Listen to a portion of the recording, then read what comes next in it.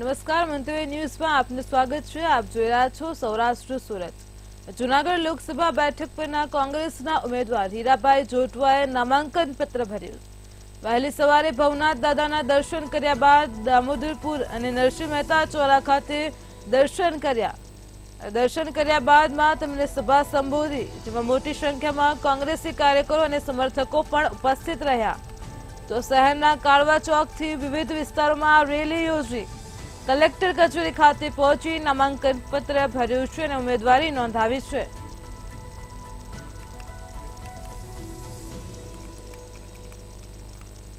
તો જૂનાગઢ કોંગ્રેસના ઉમેદવારે ઉમેદવારી ફોર્મ ભર્યું છે। હીરાભાઈ જોટવાએ કલેક્ટર કચેરીએ ઉમેદવારી ફોર્મ ભર્યું છે। ઉમેદવારી ફોર્મ ભરતા પહેલા જ તેમને સભા યોજી અને રેલી પણ કરી। મોટી સંખ્યામાં કોંગ્રેસી કાર્યકરો અને સમર્થકો પણ ઉપસ્થિત રહ્યા। તો ઉમેદવારી ફોર્મ ભરતા પહેલા જ સભા યોજી હતી। જૂનાગઢ કોંગ્રેસના ઉમેદવારે ઉમેદવારી ફોર્મ ભર્યું છે। ઉમેદવારી ફોર્મ ભરતા પહેલા એક સભાનું આયોજન થયું, ભવ્ય રેલીનું આયોજન થયું, જેમાં મોટી સંખ્યામાં કાર્યકર્તાઓ આગેવાનો પણ તેમની સાથે જોડાયા।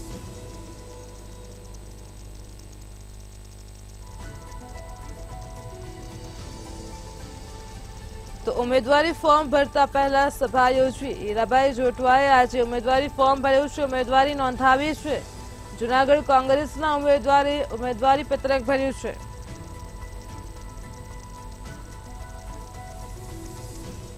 લોકસભા બેઠક પરથી આજે કોંગ્રેસના ઉમેદવાર હીરાભાઈ જોટવાએ નામાંકન પત્ર છે તે ભર્યું છે અને ઉમેદવારી છે તે નોંધાવી છે।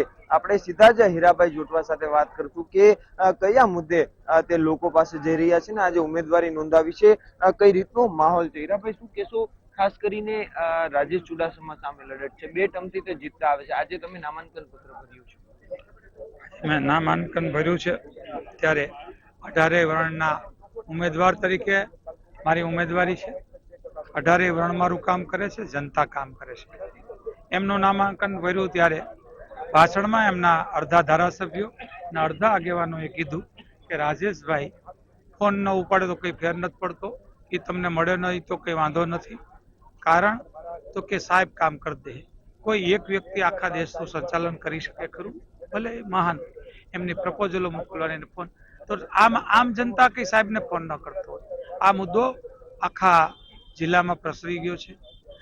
મુદ્દાની વાત કરીએ તો જુનાગઢ પ્રોપરમાં ખૂબ અસ્તવ્યસ્ત પડ્યું, કોર્પોરેશનથી બધા રાહીમ આમ થઈ ગયા છે, ત્યારે પણ રાજેશભાઈ કોઈ એમને મદદ ના કરી કોર્પોરેશનને કે એ કંઈક કામ કરી શકે। મુદ્દા તો ખેડૂતોના હોય, એમની MSPની બાબત હોય, 18% GST નાબૂદ કરવાનો હોય, આંગણવાડી, આશા કાર્યકર, મધ્યાહન ભોજનના ડબલ પગાર સરકાર અમારી સરકાર કરશે એનો મુદ્દો લઈ જાય, હું તમામ ઋણ માફ કરશે એ મુદ્દો લઈ જાય, ગરીબ બહેનોને 1 લાખ રૂપિયા વર્ષે આવશે એ મુદ્દો લઈ જાય, દરેક કોલેજિયનને નોકરી નહીં આપશું તો એને પણ 1 લાખ રૂપિયાની સહાય આપશું। આ બધા મુદ્દા સાથે અને રાજેશભાઈએ 10 વર્ષથી કામ નથી કર્યું એ બધા મુદ્દાને પાર્લામેન્ટમાં ઉજાગર કરવા માટેના મુદ્દાઓ લઈને જૂનાગઢમાં એક કાર્યાલય ખોલીને દર મહિને એક વખત બેસીને આ બધા મુદ્દાઓ સોલ્વ કરવા પ્રયાસ કરીશ। જ્ઞાતિ સમીકરણ કઈ રીતના જોવો છો? જ્ઞાતિ સમીકરણ મારા હિન્દુસ્તાનમાં ક્યારેય જ્ઞાતિઓથી રાજકારણ નથી।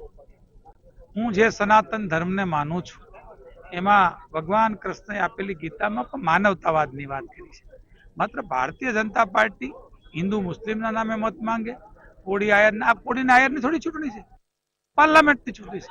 મારા ભેગા અસંખ્ય કોળીઓ છે, પુંજાભાઈ થી લઈને મને ચૂંટણી લડાવનારા પુંજાભાઈ હોય, ચંદ્રિકાબેન હોય, બાબુભાઈ હોય, વિમલભાઈ હોય, અરે કોળી સમાજનો નાનો વર્ગ છે એ આજે તમે જોઈ શકો 33% મારા ભેગો હોય। અરે એ સમાજ ઉપર લઈ જવા માંગે કે 3 લાખ કોળી છે તો 15 લાખ બીજા છે, એટલે પણ એને નુકસાન થાય। એટલે મારે એને વિનંતી છે કે વાદ ન કરે, બાકી તો 3 લાખ અમે 15 લાખ છે। આપણે વાદમાં માનતા નથી, ગીતાના સંદેશ ઉપર માનવતાવાદની વાત કરીએ, હિન્દુ હોય, મુસ્લિમ હોય, ક્રિશ્ચિયન હોય, એ બધા માનવમાં આવે ને બધાનો એક સાથે લઈને ચાલવાનો પ્રયાસ કરી। હું 18 વર્ણનો ઉમેદવાર છું, કોઈ એક સમાજનો નથી। હીરાભાઈ, જ્યારથી ટિકિટ મળી છે ત્યારથી આ પીળા વસ્ત્રો જોવા મળે છે, એનું કારણ શું છે? ભગવાન કૃષ્ણ પીડા પહેરતું હતું, એને કહેવાય કે હું કામ પહેરતો હતો. અને સનાતન ધર્મ છે ને એ એનો કલર ખરેખર પીળો છે. જે લોકો ત્યાગ કરી દેવો હોય, મોહ માયા બધું, ઋષિ હોય એ ભગવો પહેરે એટલે આપણે પગે છૂટી જઈએ. અને એક રાજપૂત ક્ષત્રિયો છે જયારે લડાઈમાં જતા ત્યારે અમે 5000 નું ટોળું હોય ને આ બાજુ 500 નું હોય, ત્યારે કેસરિયા કરતા કે મોહ માયા તકી દે કે આવે એ નહીં કે આપણે નહીં. ત્યારે જ કેસરીઓ તો મોહ માયા રાજપાટ ત્યાગવાનો છે. 10 વર્ષ પછી ત્યાગી જાય. હવે હમણાં સનાતન કૃષ્ણ ભગવાન તો શાનદાર રાજ કર્યું હતું અને સૌથી મોટો રાજનીતિ પુરુષ જ કૃષ્ણ હતો. એમનો આ ડ્રેસ છે, સનાતન ધર્મનો ડ્રેસ છે. તો આ હતા હીરાભાઈ જોટવા કે જેમણે આજે નામાંકન પત્ર ભર્યું છે. એક સભાનું આયોજન કરવામાં આવ્યું હતું અને બાદમાં શહેરના મુખ્ય માર્ગો પર એક ભવ્ય રેલીનું આયોજન થયું હતું ને જે કામો 10 વર્ષમાં હાલના જે સાંસદ દ્વારા નથી કરવામાં આવ્યા તેને ધ્યાને રાખી અને લોકો પાસે તે જઈ રહ્યા છે. અમાર બખાઈ, મંતવ્ય ન્યૂઝ, જુનાગઢ. ભરત સુતરિયા અમરેલી લોકસભા બેઠકના ભાજપના ઉમેદવારી પત્ર રજૂ કર્યું હતું, જ્યારે ડમી ઉમેદવાર તરીકે હિરેન હિરપરાએ ઉમેદવારી પત્ર રજૂ કર્યું હતું. તો ભારતીય જનતા પાર્ટી દ્વારા અમરેલીમાં શક્તિ પ્રદર્શન કર્યું હતું. લાઠી રોડ બાયપાસ નજીક જાહેર સભા બાદ શહેરમાં વિશાળ વિજય સંકલ્પ રેલી યોજી હતી. મોટી સંખ્યામાં કાર અને બાઇક પર સાથે ત્યાં લોકો જોડાયા હતા. ભાજપના ઉમેદવાર ભરત સુતરિયાએ ઉમેદવારી પત્ર રજૂ કર્યા બાદ વિજયનો વિશ્વાસ વ્યક્ત કર્યો હતો.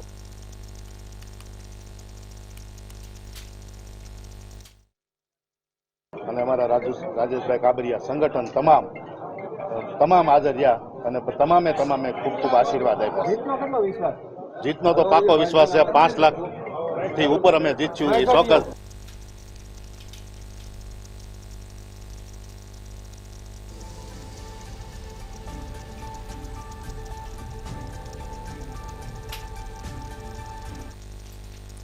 સુરત આમ આદમી પાર્ટીમાં ભંગાણ સર્જાયો છે. લોકસભાની ચૂંટણીના મતદાન પહેલા જ સુરતમાં આમ આદમી પાર્ટીને મોટો ઝટકો લાગ્યો છે.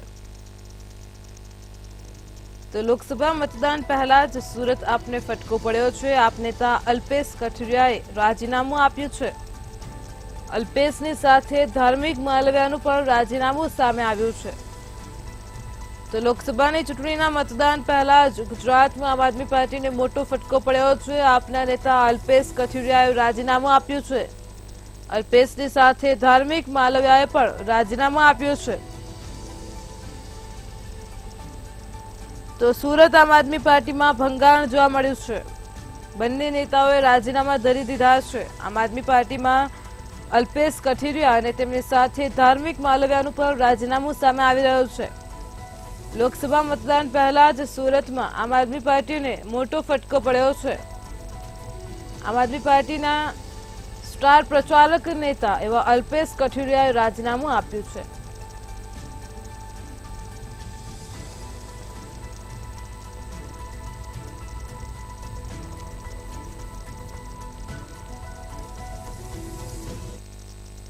પૂર્વ ધારાસભ્યને હોસ્પિટલમાં દાખલ કર્યા છે. સમાચાર સામે આવી રહ્યા છે. પૂર્વ ધારાસભ્ય મહેન્દ્ર મશરૂને હોસ્પિટલમાં દાખલ કર્યા છે. અમદાવાદની હોસ્પિટલમાં હાલ અત્યારે તેઓ સારવાર હેઠળ છે. તો હૃદયની બીમારીના કારણે બાયપાસ સર્જરી કરાવાઈ છે. હાલ અત્યારે પૂર્વ ધારાસભ્યનું સિમ્સ હોસ્પિટલમાં ઓપરેશન ચાલુ છે. છેલ્લા 8 થી 10 દિવસથી તેઓની તબિયત નાદુરસ્ત છે. સમાચાર સામે આવી રહ્યા છે. પૂર્વ ધારાસભ્ય મહેન્દ્ર મશરૂને હોસ્પિટલમાં દાખલ કરાયા છે. અમદાવાદની હોસ્પિટલમાં તેઓ સારવાર હેઠળ છે. છેલ્લા 8 થી 10 દિવસથી તેમની તબિયત નાદુરસ્ત છે. તો સિમ્સ હોસ્પિટલમાં ઓપરેશન ચાલી રહ્યું છે. હૃદયની બીમારીના કારણે બાયપાસ સર્જરી કરાવાઈ રહી છે.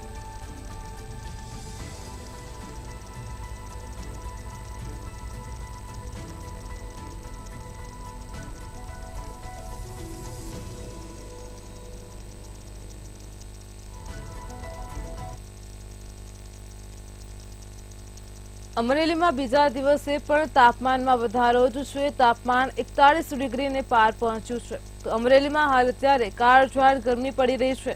તાપમાનમાં સતત વધારો થઈ રહ્યો છે. આ ગરમીના લીધે અમરેલીના મુખ્ય માર્ગો સુમસામ થયા છે.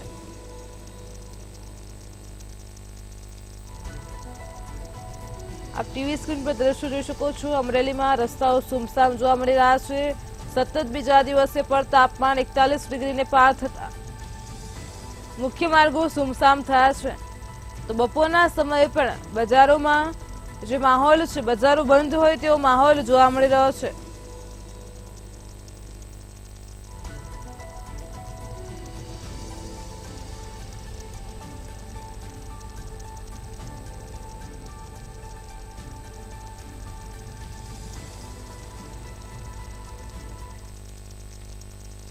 અમરેલી જિલ્લામાં ફોરેસ્ટ વિભાગની કાર્યવાહી સામે આવી રહી છે. સમાચાર આવ્યા છે અમરેલી જિલ્લાથી ફોરેસ્ટ વિભાગે જે કાર્યવાહી હાથ ધરી છે. રાજુલા રેન્જ ફોરેસ્ટ વિભાગની લાકડા ચોરો સામે લાલાંખ છે. તો 2 બોલેરો અને 1 ટ્રકને ઝડપી પાડતું તંત્રની કાર્યવાહી સામે આવી છે. 14 ટન લાકડાના જથ્થા સાથે 3 આરોપી પણ ઝડપાયા છે. રાજુલા વિસ્તારમાં લાકડાની ખૂબ જ હેરાફેરી થતી હોવાથી રાજુલા રેન્જ ફોરેસ્ટ વિભાગે જે કાર્યવાહી હાથ ધરી છે તેમને લાકડા ચોરો સામે લાલાંક કરી છે. 3 આરોપી ઝડપાયા છે. 14 ટન લાકડાના જથ્થા સાથે આરોપીઓ ઝડપાયા છે. તો તંત્રે 2 બોલેરો અને 1 ટ્રકને પણ ઝડપી લીધી છે. અમરેલી જિલ્લામાં ફોરેસ્ટ વિભાગે કાર્યવાહી હાથ ધરી છે. રાજુલા રેન્જ ફોરેસ્ટ વિભાગે લાકડા ચોરો સામે લાલાંક કરી છે. કાયદાકીય કાર્યવાહી પણ હાથ ધરવામાં આવી છે.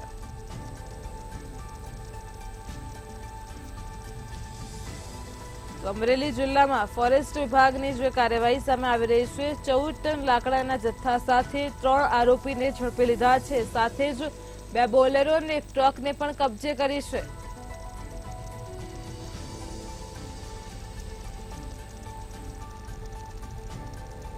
અમરેલીથી સમાચાર સામે આવ્યા છે. અમરેલી જિલ્લામાં ફોરેસ્ટ વિભાગની જે કાર્યવાહી છે, રાજુલા રેન્જ ફોરેસ્ટ વિભાગે લાકડા ચોરો સામે લાલાંક કરી છે. 2 બોલેરો અને 1 ટ્રકને પણ ઝડપી લીધી છે. 14 ટન લાકડાના જથ્થા સાથે 3 આરોપી ઝડપાયા છે.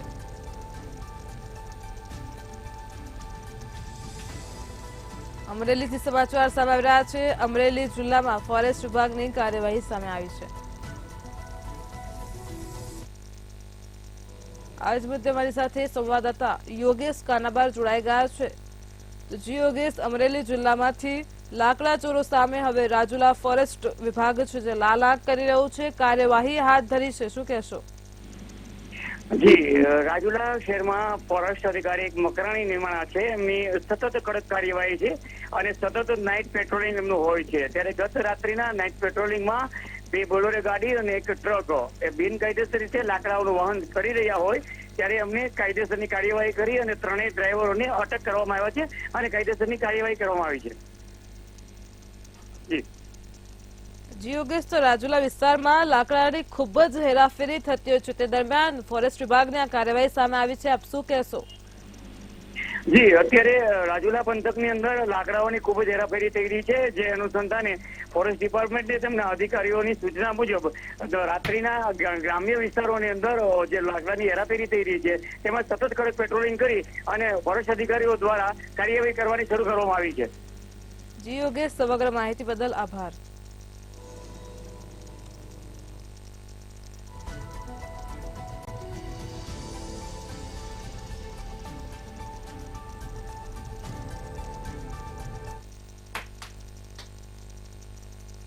ભાવનગર જિલ્લામાં ડૂબી જવાથી 2 ભાઈઓના મોત થયા છે. સમાચાર સામે આવી રહ્યા છે ભાવનગરથી. તળાજા તાલુકાના ઉચડી ગામ નજીકની ઘટના છે. ચેકડેમમાં ડૂબી જતા જ સગા 2 ભાઈઓના મોત થયા છે. દક્ષ તેમજ દર્શન નામના 2 ભાઈઓના મોતથી કરુણાંતિકા સર્જાય છે. ભાવનગરની ઘટના સામે આવી રહી છે. ચેકડેમમાં અકસ્માતે ડૂબી જતા સગા 2 ભાઈઓના મોત થતા પરિવારમાં પણ શોકનું મોજું ફરી વળ્યું છે. દક્ષ તેમજ દર્શન નામના 2 સગા ભાઈઓના મોત થતા જ કરુણાંતિકા સર્જાય છે. બંનેના મૃતદેહોને તળાજા હોસ્પિટલમાં ખસેડવામાં આવ્યા છે. ભાવનગર જિલ્લાની ઘટના છે. ડૂબી જતા 2 ભાઈઓના મોત થયા છે. તળાજા તાલુકાના ઉચડી ગામ નજીક ચેકડેમમાં ડૂબી જવાથી સગા 2 ભાઈઓના મોત થયા છે. દક્ષ તેમજ દર્શન નામના 2 સગા ભાઈઓના મોતથી કરુણાંતિકા સર્જાય છે.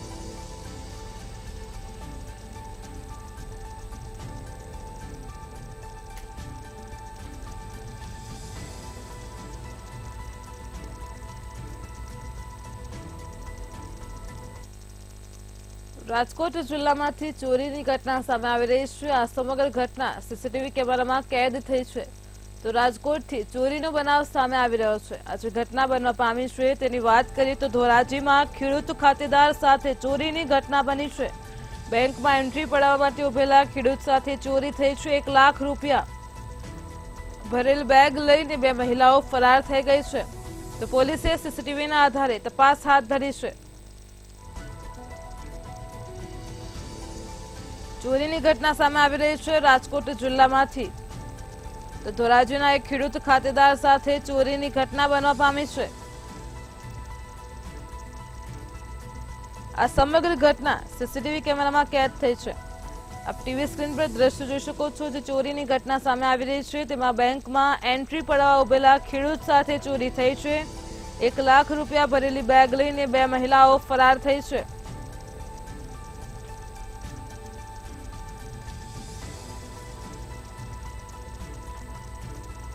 પોલીસે સીસીટીવીના આધારે વધુ તપાસ હાથ ધરી છે. રાજકોટ જિલ્લામાં ચોરીની ઘટના બનવા પામી છે. ધોરાજીના ખેડૂત ખાતેદાર સાથે ચોરીની ઘટના બની છે. બેંકમાં એન્ટ્રી પડાવવા ઉભેલા ખેડૂત સાથે ચોરી થઈ છે. 1 લાખ રૂપિયા ભરેલ બેગ લઈને 2 મહિલાઓ પણ ફરાર થઈ છે. તો પોલીસે સીસીટીવીના આધારે તપાસ હાથ ધરી છે. સમાચાર સામે આવી રહ્યા છે રાજકોટ જિલ્લાથી ચોરીનો જે બનાવ સામે આવ્યો છે, જેમાં બંને મહિલાઓ ચોરી કરી રફુચક્કર થઈ છે. આ સમગ્ર ઘટના સીસીટીવી કેમેરામાં કેદ થઈ છે. પોલીસે ઘટના સ્થળે પહોંચી સીસીટીવીના આધારે હવે આગળની કાર્યવાહી હાથ ધરી છે.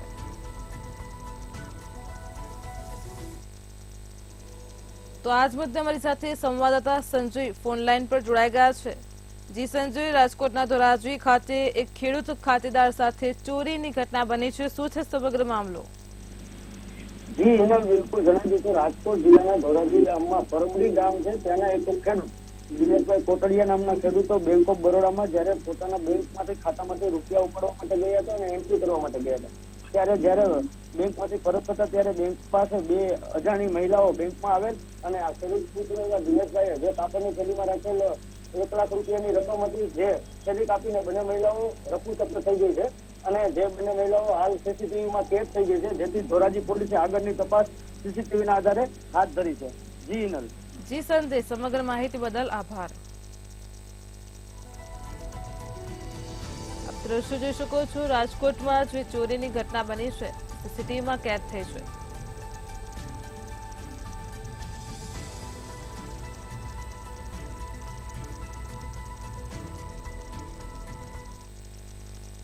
સુરતમાં જૂની બિલ્ડિંગ ધરાશયી થવાની ઘટના સામે આવી છે. તો સુરતમાં જૂની બિલ્ડિંગ ધરાશયી થઈ છે. આજે ઘટના સામે આવી રહી છે.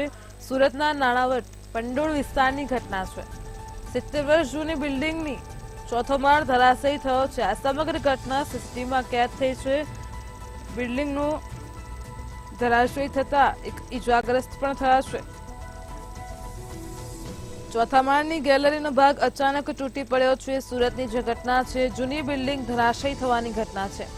સુરતના નાણાવટ પંડોળ વિસ્તારનો જ બનાવ છે. 70 વર્ષ જૂની બિલ્ડિંગનો 4થો માળ ધરાશયી થયો છે. આ સમગ્ર ઘટના સીસીટીવીમાં કેદ થઈ છે, જેમાં એક વ્યક્તિને પણ ઈજા પહોંચી છે. આપ ટીવી સ્ક્રીન પર દ્રશ્યો જોઈ શકો છો. સુરતમાં નાણાવટ પંડોળ વિસ્તારની જે બનાવ છે, 70 વર્ષ જૂની બિલ્ડિંગનો 4થો માળ ધરાશયી થયો છે. આ સમગ્ર ઘટના સીસીટીવીમાં કેદ થઈ છે, જેમાં એકને ઈજા પણ પહોંચી છે. તો સુરતથી ઘટના સામે આવી રહી છે. જૂની બિલ્ડિંગ ધરાશયી થવાની ઘટના સામે આવી રહી છે. સુરતના નાણાવટ પંડોળ વિસ્તારનો બનાવ સામે આવ્યો છે, જેમાં 70 વર્ષ જૂનું આ જે બિલ્ડિંગ હતું, જેનો ચોથો માળ અચાનક જ તૂટી પડ્યો. આ સમગ્ર ઘટના સીસીટીવીમાં કેદ થઈ છે. આપ ટીવી સ્ક્રીન પર સીસીટીવી દ્રશ્ય જોઈ શકો છો. આ ઘટના બનતા જ એક ઇજાગ્રસ્ત થયા છે.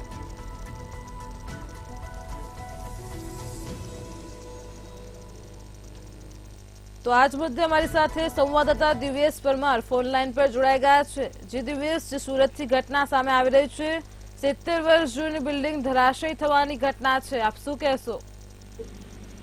ચોક્કસ જે પ્રકારે આ એક બાંધકામ જે છે તે સુરતના નાણાવટ પંડોળ વિસ્તારમાં ધરાશય થયું હતું. કહી શકાય કે 70 વર્ષ જૂનું આ જે બિલ્ડિંગ હતું તે બિલ્ડિંગ ધરાશય થયું હતું.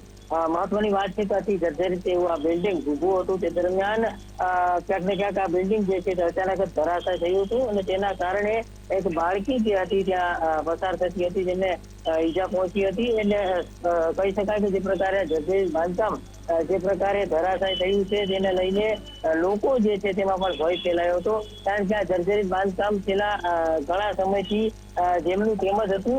જોકે સદનસીબે આ ઘટનામાં મોટી કોઈ દુર્ઘટના સર્જાઈ નથી, મોટી કોઈ જાનહાની થઈ નથી. આ ઘટના બનતા તાત્કાલિક જ ફાયરનો કાફલો ઘટના સુધી પહોંચી ગયો હતો અને આ મકાનનું જે કાટમાળ છે તે ખસેડી અને રોડ જે છે તે રાબેતા મુજબ શરૂ કર્યું હતું. જી દિવ્યેશ, સમગ્ર માહિતી બદલ આભાર.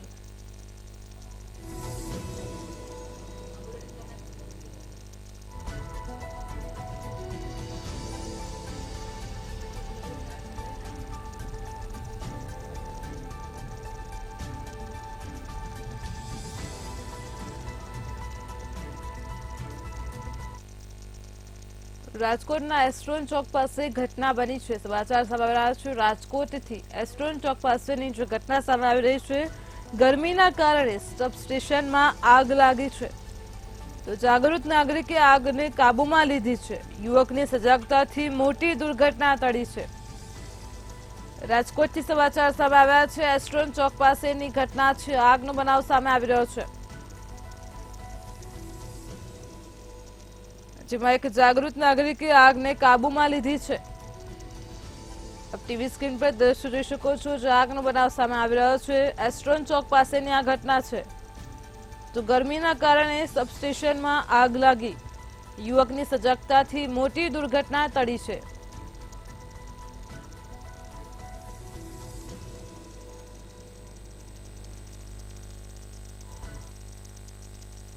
વતનની વાતમાં હાલ આટલું જ. વધુ સમાચાર માટે જોતા રહો મંતવ્ય ન્યૂઝ. નમસ્કાર.